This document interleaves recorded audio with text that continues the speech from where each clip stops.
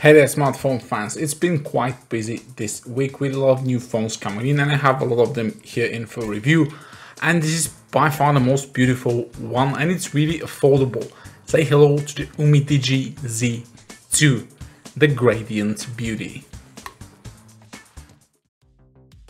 So today I will be sharing my first impressions of the UMIDIGI Z2.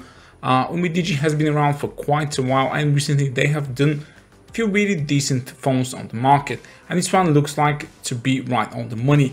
A 6.3-inch Helio P23 device with 6 gigs of RAM, decent battery size, and same front and rear camera, 16 megapixel sensors, USB Type-C, and stock Android 8.1 Oreo. This all sounds really well, but let's see what's inside the package. The UMIDIGI box is just like any other UMIDIGI box out there. Inside you get a pamphlet you can register to win UMIDIGI Z2 and even something more. Now inside the box it's credited that UMIDIGI have packed again the really good TPU case like the UMIDIGI S2 I reviewed earlier. This is a really good case, and speaking of really good, it's the gradient color on the back of this absolutely lovely looking phone. This is a really good build quality phone when you hold it in your hand, and the gradient color is absolutely real. It's called Twilight, I think.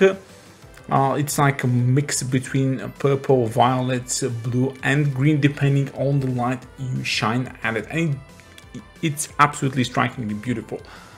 It's the same kind of material that's used with the Huawei P20. I think the UMIDIGI Z2 also has a metal rim all over the phone, really solid construction, and yeah, also has a notch, but it also has really thin side and top and bottom bezels.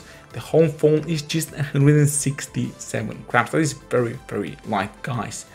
I just want to show you videos and pictures of this phone all day long. It is that beautiful, and it's absolutely real.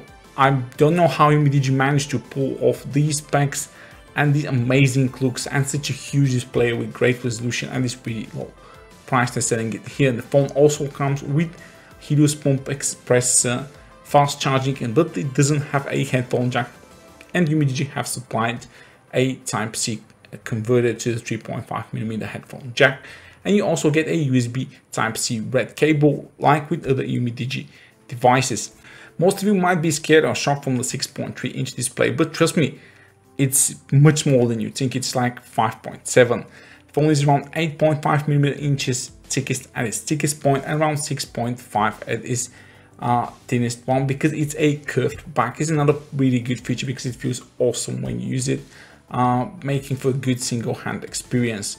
The phone is, as I said, powered by a stock Android 8.1 Oreo with a pullable app drawer, and it has navigation keys which can also be hidden. The notch is a bit bigger than I expected, but still, man, this is super thin bezels on top, bottom and on the sides, considering that a lot of $400-500 phones these days have bigger bezels. Even I think the Xiaomi Mi 8 has bigger bezels than the UMIDIGI Z2. You can correct me if I am wrong. And the Xiaomi Mi 8 does not have this absolutely cool back. Phone has a dual rear camera. It's a 16 megapixel with additional 5 megapixel sensor for depth of field, and it has a fingerprint scanner on the back, which works really cool. Yeah, you might have guessed it, the phone also comes with Face ID unlock, and it's actually really fast and really usable here, like with the UMIDIGI S2 that I reviewed a few months earlier. The software experience for me, guys, if you rocked stock Android, if you like stock Android, this is definitely the phone for you. I'm not here to judge. I personally am not a fan of stock Android because it's too bland for me. I prefer custom skins like Flyme OS and Huawei's EMUI, for instance, but I think all of you really love that stock Android. Now onto the specs here. As you can see, everything is real. 2240 by 1080 pixels display, 6.3 inches, 8.1 Oreo and Octa-Core Helio P23, which is actually a really decent chip. It's kind of like MediaTek's answer to the Snapdragon 626, 630. and the initial score is pretty okay for around $200 device. Phone comes with a decent battery, which is 3850 milliamps, and has a bunch of sensors and everything you actually need. The display is really awesome, but it would be really awesome if YouTube actually finally fixed their bloody app, which can't stretch to full screen on like half of the phones I got here. YouTube broke that a few months ago and they still haven't fixed it. Sound quality on the UMIDIGI Z2 looks pretty decent from the speakers.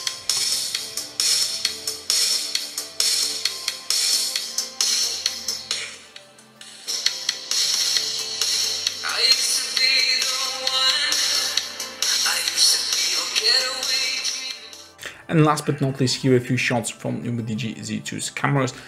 They're both 16 megapixel, they both look like the Sony IMX250. I took a few shots in good lighting conditions and they look pretty good. I will have to say on first impressions the camera is probably around the Redmi S2 level of quality, which is kind of okay. At least, so stay tuned for my full review. There's the UMIDIGI Z2 price below the video. Check out my other reviews and subscribe to the channel for more honest reviews.